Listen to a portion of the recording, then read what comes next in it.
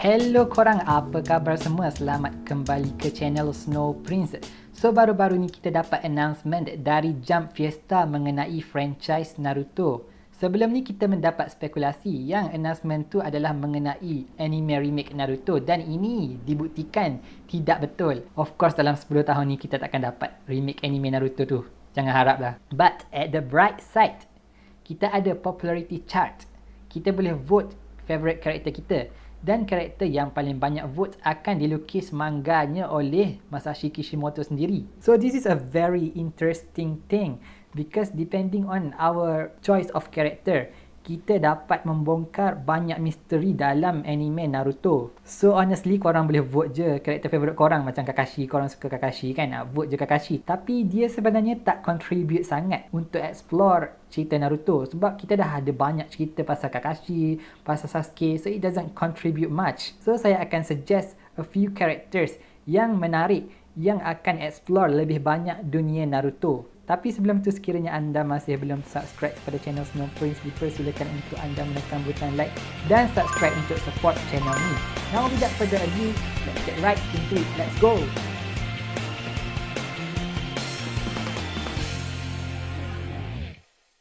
Dalam list ni kita takkan include Kakashi, Sasuke, Sakura, Naruto, Jiraiya, Minato sebab dah ada banyak cerita pasal diorang dan kita dah ada banyak maklumat tentang hidup diorang.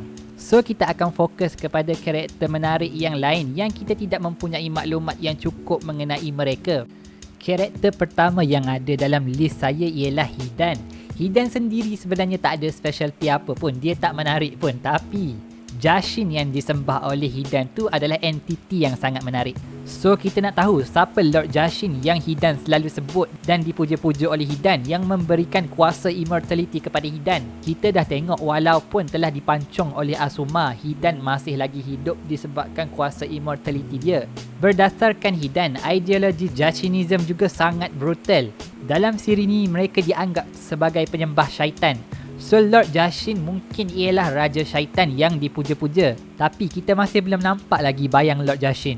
Dia masih lagi menjadi tanda tanya dan misteri. So kalau kita dapat explore kisah Hidan, mungkin kita dapat maklumat yang lebih banyak mengenai Lord Jashin. Sebab kalau dia boleh bagi kuasa immortality pada orang lain, dia bukan karakter yang biasa-biasa.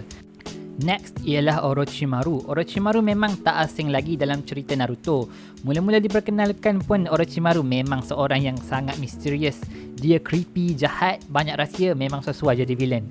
Sebagai pembelot kampung Konoha, dia membuat pelbagai eksperimen haram yang teruk dan melibatkan hak asasi manusia. Impian dia ialah untuk mencapai keabadian mutlak. Walaupun salah satu daripada main villain dalam siri ni, tak banyak sebenarnya kita tahu pasal Orochimaru. Macam mana dia boleh mempelajari senjutsu? Macam mana dia boleh ubah diri dia jadi ular? Macam mana dia boleh pakai semua teknik ni? Eksperimen apa lagi yang dia buat kat luar sana? Macam mana hubungan dia dengan Jiraiya setelah dia menjadi seorang pembelot kepada kampung Konoha? Orochimaru memang satu karakter villain yang menarik. Mesti best kalau kita dapat tahu lebih banyak pasal kisah dia. Karakter seterusnya ialah Nagato. Nagato kita tahu merupakan anak murid Jiraiya dan mempunyai mata Rinnegan yang sangat legendaris. Hanya Rikuda Sennin je ada mata tu. Kita kenali dia sebagai Pain dalam siri Naruto.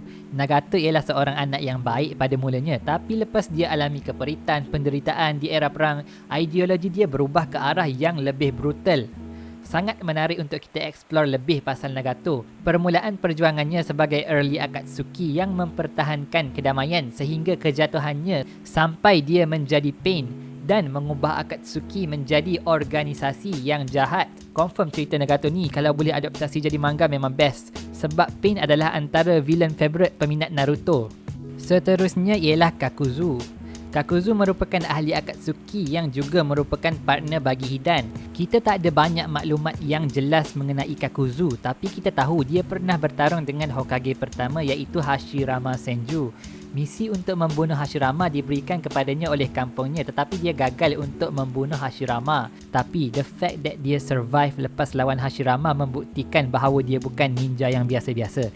Tak ramai orang yang terselamat lepas lawan Hashirama yang dikenali sebagai God of Shinobi. Tapi selepas dia gagal dalam misi dia, dia dipandang hina oleh kampung dia dan akhirnya dihalau. Dia kemudian menyertai organisasi Akatsuki. Yang special pasal Kakuzu ni, dia mempunyai kuasa immortality yang mana dia boleh gantikan jantung dia dengan jantung orang lain untuk renew lifespan dia. Sebab tu dia tak pernah mati di mamah usia. Malah dia boleh letak 5 jantung dalam badannya sebagai spare part. So kalau bunuh dia, memang kena bunuh 5 kali baru betul-betul mati. Tapi nak bunuh dia sekali pun memang sangat susah disebabkan dia ada lifespan yang banyak. Mesti Kakuzu ada banyak history. So it's interesting untuk explore banyak pasal Kakuzu. Kita pun sampai sekarang belum tahu secara terperinci macam mana dia boleh ada kuasa immortality tu. Karakter seterusnya ialah Hagoromo. Hagoromo dikenali sebagai Sage of the Six Paths ataupun Rikudo Sennin yang dimention beberapa kali dalam siri Naruto. Dia ialah pengasas kepada ninjutsu dan dikenali sebagai penyelamat dunia pada suatu ketika dahulu. Hagoromo mempunyai Rinnegan yang membenarkan dia untuk guna pelbagai jenis jutsu. Hagoromo mempunyai hati yang baik. Dia menggunakan ilmunya untuk ajar ninjutsu dengan ideologi yang betul untuk berikan kedamaian terhadap dunia ni. Basically Hagoromo ni memang ada vibe main character sebab semua power dia ada. Dia ialah Jinchuriki yang pertama dan berjaya mengalahkan Ten Tail. Kita tahu pasal asal-usul dia tapi banyak kita tak tahu pasal perjuangan Hagoromo. Dia ialah karakter yang menarik sebab dia pengasas ninjutsu kot. Of course, kalau kita ikut kisah dia, kita akan dapat tahu banyak info pasal dunia ninja dan sejarah ninja yang penting. Kita pun nak tahu juga perjuangan dia dan macam mana akhirnya dia dikenali sebagai penyelamat dunia. Karakter seterusnya ialah Hashirama. Hashirama ialah Hokage yang pertama. Sebagai pengasas kampung Konoha, dia mempunyai karakter yang menarik. Dia ketuai kaum Senju dan melawan musuh utama dia iaitu kaum Uchiha. Dia dan Madara merupakan saingan yang sangat sengit. Hashirama ialah seorang yang sangat diingati dalam dunia ninja walaupun dia telah lama meninggal. Sebelum kita kenal pun lagi Hashirama ni, kita dah nampak tugu dia di kampung Konoha. Malah tugu dia dan Madara juga dibina di Valley of the End, tempat yang sangat ikonik dalam siri Naruto yang mana kita saksikan ketika Naruto dan Sasuke bertarung. Kisah Hashirama dan Madara ni memang panjang. Dari musuh, diorang jadi kawan, kemudian jadi musuh balik. Diorang memang banyak konflik. Kisah dia memang sangat menarik untuk kita explore dengan lebih mendalam.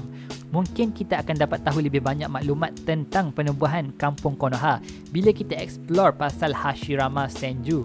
So of course masih banyak lagi karakter yang menarik yang saya tak sebut dalam video ni. Tapi kalau nak explain semua memang tak habis video ni. Tapi in the end ini hanya pendapat peribadi saya. Dan of course korang ada karakter korang sendiri yang korang tertarik. Apa pendapat korang? Karakter mana yang korang suka untuk diadaptasikan sebagai manga? Komen kat bawah karakter korang dan kenapa korang vote karakter tu. Korang boleh vote karakter korang menggunakan link yang saya pin kat komen. Itu sahaja untuk video kali ini. Bantu saya dengan menekan butang like dan subscribe seperti biasa supaya saya dapat memberi korang lebih banyak konten yang menarik di masa akan datang. Akhir kata, keep on defending. Thank you for watching. See ya.